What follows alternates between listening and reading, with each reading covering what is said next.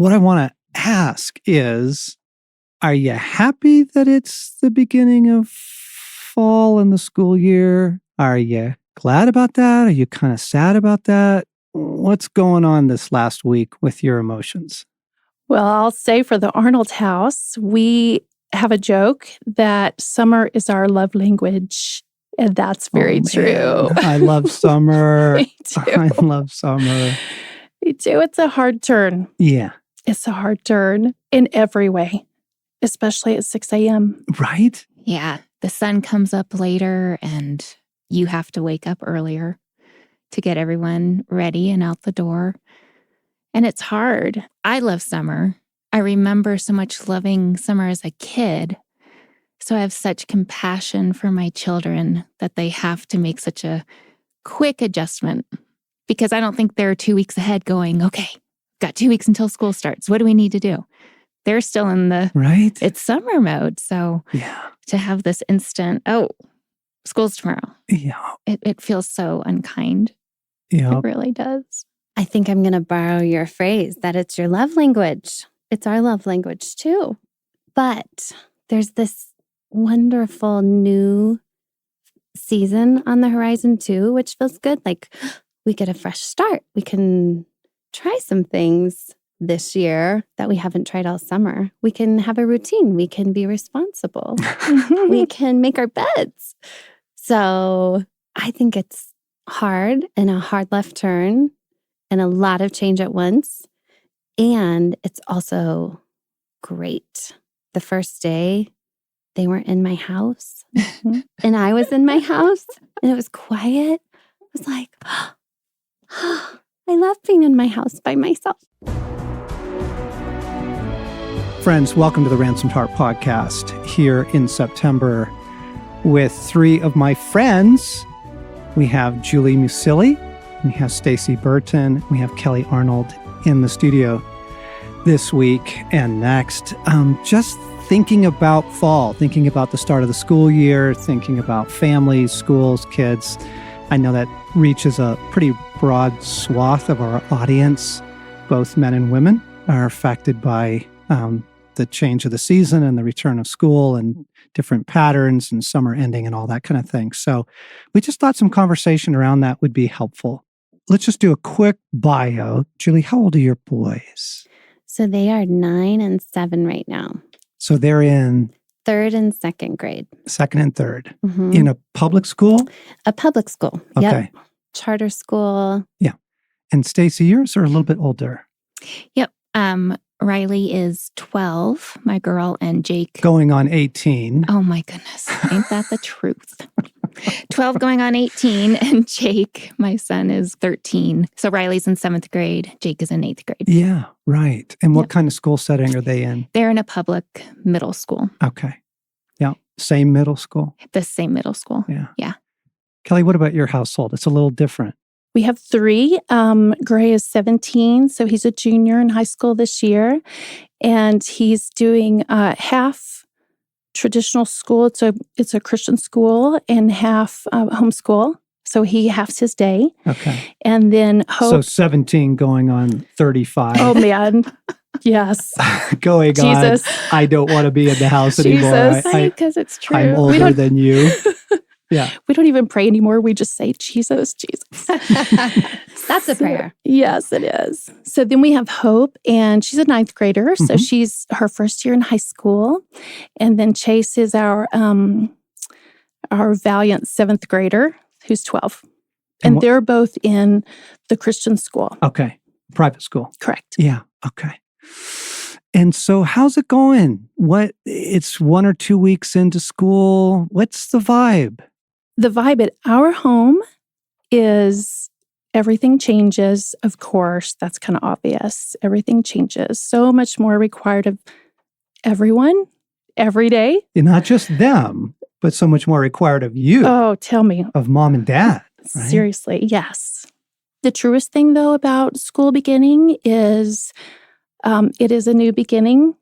It's got this hopeful anticipation of good things, and everyone's in a new grade, so it's new things and parenting new people. And even the rituals of back to school, Yep. the buying school supplies and buying shoes and covering books and registering for classes we Which enjoy. you planned for that through the summer, right? You got all that taken care of. January. Right?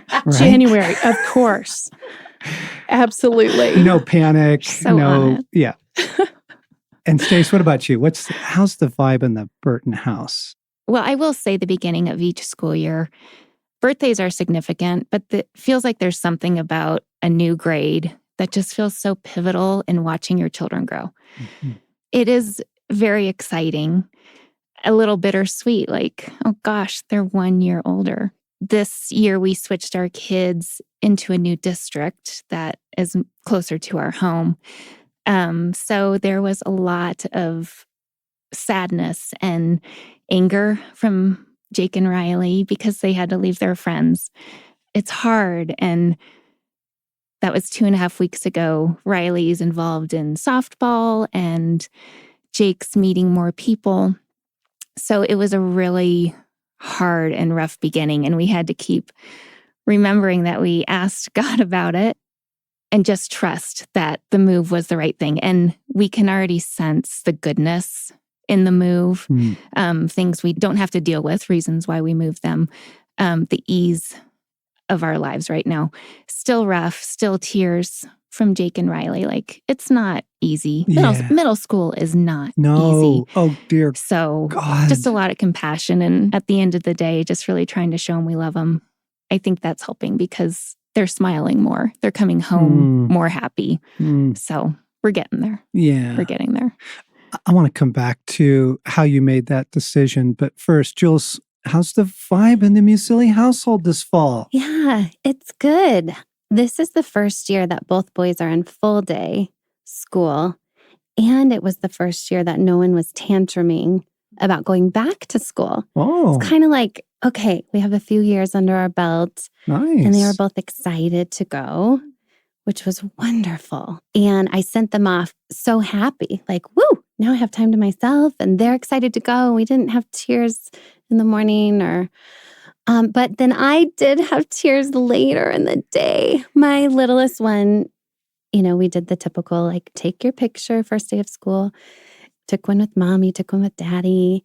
And then as we're getting into the car, he got out of the car, ran to daddy and said, Daddy, I just need one more hug. At the time, I was okay. But later in the day, I took a picture and I looked at that picture and it just got me. It's like there's something wonderful about being with my kids on these endless summer days and playing. And I love it. And I'm not one of those moms who's like, I can't wait till they're in school. But then they went and I thought, maybe I am one of those moms a little bit. Till I saw that picture later in the day. And it's both. It's angsty, it's exciting and thrilling, and it's hard. One of my boys is uber responsible, and it could be we're still in the honeymoon phase of being back at school. But I mean, he gets home, he gets his homework out, he has me sign it, he makes his lunch, he gets his clothes out. It's like too much. And then my other one, is he the oldest by chance? yes, Josiah, my responsible boy. And then Braddock, he's still little. And so the adjustment of being in school all day, he is a mess when he gets home. And parenting, like holding the line on him, goes from, yeah, well, it's summer, to, no, seriously, we have to be on him about everything. And just remembering they're tired, they're exhausted. I have no idea all that they are taking in the day, socially and educationally in every way. So it's all of that. Yeah. I'm also listening to our listeners as we're talking. And just to kind of clarify, your summers aren't spent at the beach for 4 or 5 months, right? Like, you work outside the home. You also, have responsibilities, et cetera. It's not, I just don't want to paint this idyllic picture of life on Ransomed Heart Island, right? So what is going on for a mom's heart in particular with the start of the school year, with a new grade, with new schools? What does mom feel? When our children were younger, in elementary school, maybe the first couple of years of middle school. For me, it was all anticipation and hope and so all those things, excitement. And I loved it. Back to school night, meet the teacher, the whole thing. It's new. It's like New Year's. Backpacks, All new of lunch it. Right. boxes. Yeah. And they were excited. All three of our children, they enjoyed going back to school. And we shared in that. We celebrated, let's go out. Now having 2 high schoolers, pretty much 3 teenagers in the house, that hopeful anticipation, if I'm honest, it would be something that I contend for. I do. Because as they grow and they get older, it feels like sending them off. The stakes are higher. Yeah, they are. We have great kids and they have this fabulous inner life with God, and they're young and they're vulnerable, and mom's hearts can go to fear in about 5 seconds. So it's kind of new to us. And I don't know, maybe even after they're in high school, you do that. There was a sweet moment. I think our listeners know that I'm a grandpa now, technically Poppy. I have 2 darling little baby granddaughters. And one of their moms pulled me aside the other day and said, "Dad, did you worry about your kids when they were young?" I just looked at her and went, "When they were young?" Like, that never stops. Like, the stakes just get higher. The choices get more meaningful and significant, the consequences, right? I'm like, "Darling, I'm still worrying about you." Yeah. Oh boy. So sweet. Yeah. So what's a mom's heart feeling? So at dinner 2 nights ago, Josiah decides to tell us all the jokes he learned during recess. Awesome. Yeah. And we're like, great, bring it, buddy. What do you got? Butts, farts. What else? You suck was in there. Okay. And we don't say that word at our house. I mean, to our kids. So he's telling us this joke. He's just delighted. He thinks it's hilarious. And we're like, really funny, buddy. Back to school. Good one. And it was like an inch of what you're talking about. Just that, like, oh, so, who told you that joke? And did you happen to know that when you say that, it means this? And it's that little spark of, man, I do know a lot about their school. I know a lot about what goes on there. I volunteer there. I love it. And every year there's more exposure to stuff that you don't get to shelter them from. You don't get to be a part of. Yeah. And it can inspire fear.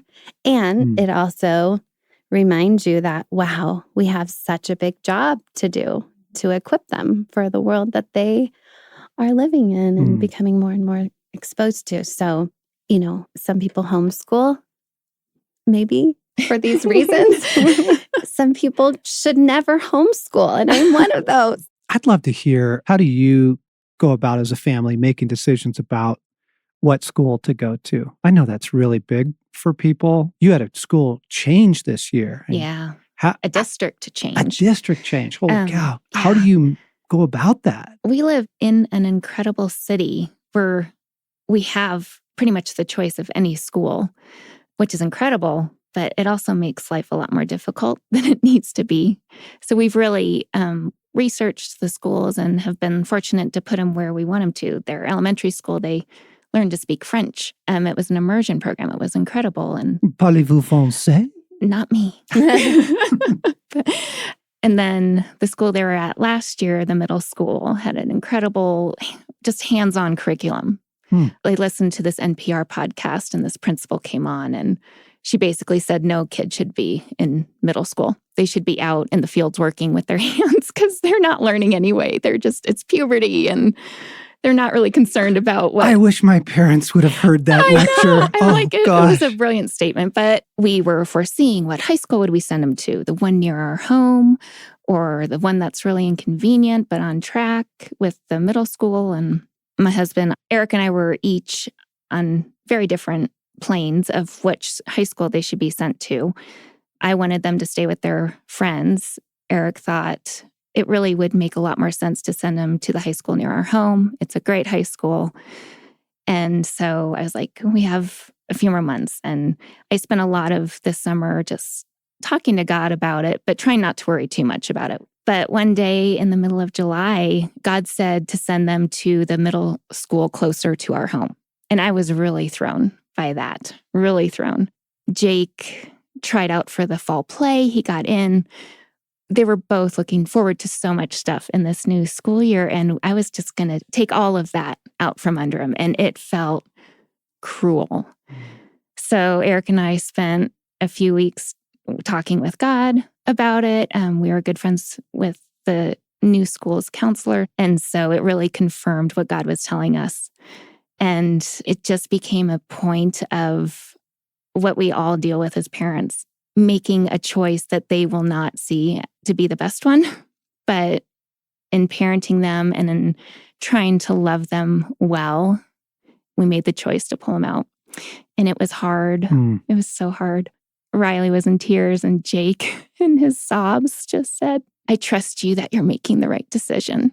Oh, my. It was like so intuitive of him, but my heart just, I hope it's the right decision too, God. I really do. Right.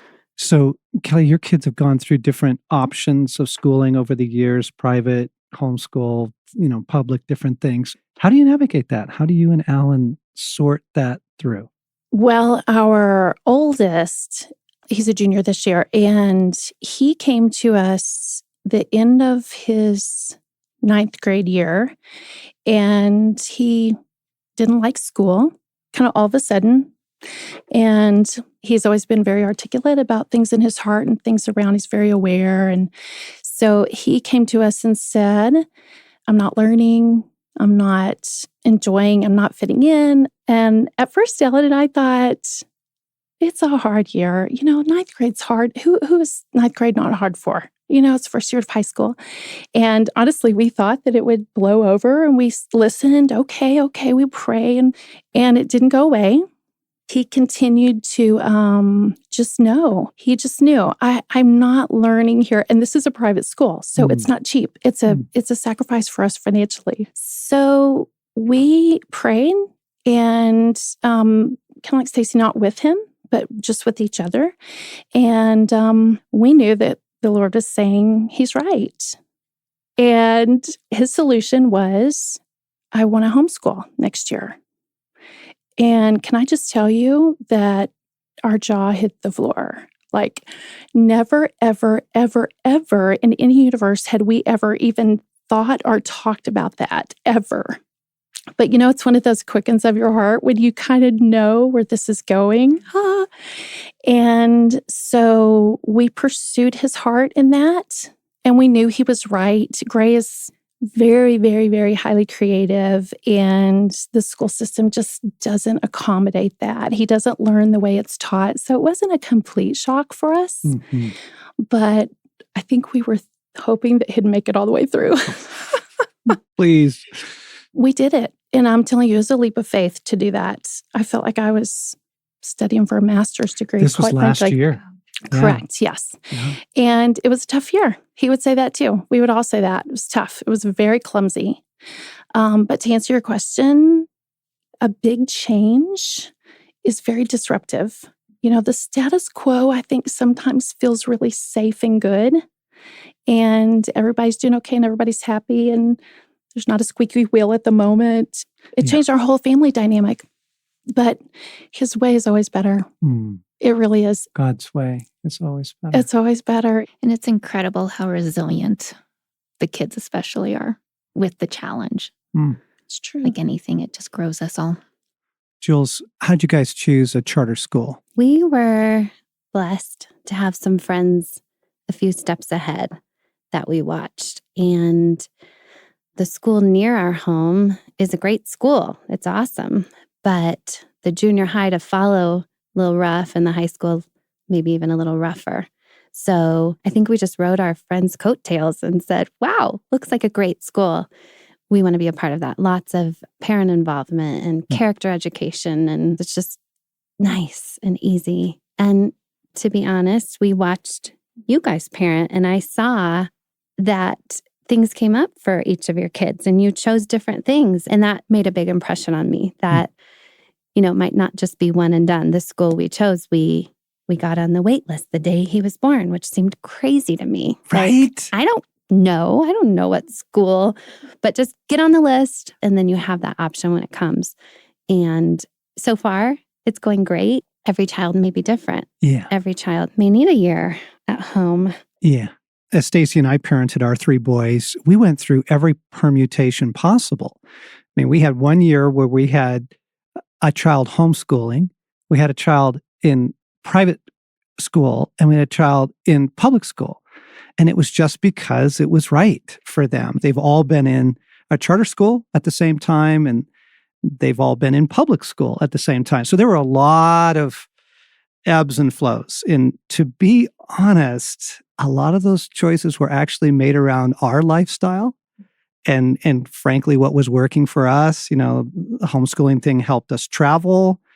So we did a year where they were all homeschooled because we knew there was a lot of travel coming up for Stacy and I in ministry and that sort of thing. We're going to do a follow-up here, part 2. But before we wrap up this episode, if you could just name what are the pressures that are facing kids now that you don't feel like you faced when you were going into 2nd and 3rd grade or 7th and 8th grade or as a high schooler? Like, what feels different now?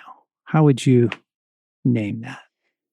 So last year, Josiah was in 2nd grade. I think I'm a pretty laid back person in general. And have you asked your friends about that? Well, I can be intense emotionally, let's be honest. But when it comes to, say, making sure my kid's schoolwork is done, Gotcha. Okay. And he didn't do well on a test. And come to find out, he cheated. And it worked for him because he did worse because he cheated than if he would have just done what he knew. He would have had a better score. When the truth came out and we talked about, why didn't you just trust yourself? Why did you cheat? On and on and on. And then the stress the next couple weeks of trying to earn back whatever status he had as a good speller. I was like, buddy, what is this about? It's okay. It's okay if you get a few words wrong. Tell me why you are so upset. I mean, tears over a spelling test in 2nd grade. Yeah. And he said, Mom, if I don't do well on this test, then I won't get good grades. Okay. Well, we've talked about grades in our home. Like, it's okay.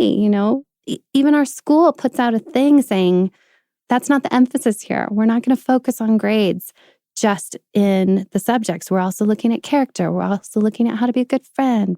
He's like, well, if I don't get good grades, then I won't get a good job. And if I don't get a good job, I won't earn enough money. And I'm like, buddy, you're in 2nd grade. Oh my goodness. And I don't think it's coming from me. And I don't think it's coming from the school, but it is coming strong. Yeah. And in our city, we have had a high rate of teen suicide, and you're trying to connect the dots of what can I do when my child is in 2nd grade and they're feeling this pressure to prevent him from getting to a point where he can't handle life. Yeah. Okay. So higher levels of pressure connected to, I just want to go back to the story of applying for the charter school when your child is born, right? Like the culture of this aggressive, best education. Wow.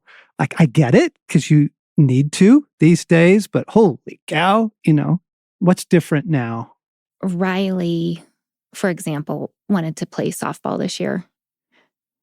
She's never played before. My kids haven't been involved in many sports growing up. And it's just extremely difficult to get on a team just to try it through school. So my heart kind of aches for her. She wants to do volleyball, but it's so competitive in the 7th grade. It's just like, oh, will she get a chance? The second thing that really struck me is my kids don't have phones yet. A lot of their friends do. They do have iPads, which they can text their friends. And we live about 20 miles out of the city. So it was a great way last year for them to connect to their friends who are far away. The brilliant thing is all of the text between their friends comes onto my phone. So I get to read through everything, and it's been brilliant and fascinating. However, a few weeks ago, I saw a thread of conversation about Riley's friends talking about sexual identity. And they're entering into 7th grade. And it stunned me that in 7th grade, that is a topic that really needs to be dealt with. And the argument of needing to be politically correct for them, it was really important that the gender pronouns were said properly and not to offend. And I was just really struck because they're 12 years old. Right? You weren't thinking about that stuff when you were 12. No. And I look at all the teddy bears on Riley's bed, like it's such a time of little girl and young woman. Yep. And yep. Oh my goodness. You were trying to figure out if you should talk to a boy and how to do it. let alone what gender you should call that person. I don't. Or yourself, right? Because it's a choice now culturally, right? Yeah. It's a spectrum. I would say for us right now, it is technology. If I had my choice, I would put it all in the middle of my cul-de-sac and have a big bonfire. Right? I'm coming over. I would throw them all in. Our 2 oldest have a phone, and our 3rd is, of course, begging every day, They would say that we're very strict. We read all their texts. They don't have internet on their phone, things like that. So we're kind of those parents. And honestly, monitoring that for 3 or 2 is a part-time job. It's exhausting. I hate it. Yep. Not only does it take so much time, but it puts them in situations that they're just not equipped to deal with yet. Mm-hmm. To have access to everything. Who wants that? Yeah. How is that a good thing? I'm going to pause this right there, and we're going to pick this up next time, folks, because you can tell we're getting into some pretty big topics for families and parents, single parents, grandparents that are parenting. So hang on. We're going to come back next time and pick it up from there. You've been listening to the Ransomed Heart podcast this week with Kelly Arnold, Stacey Burton, Julie Musili. Thanks for tuning in, gang.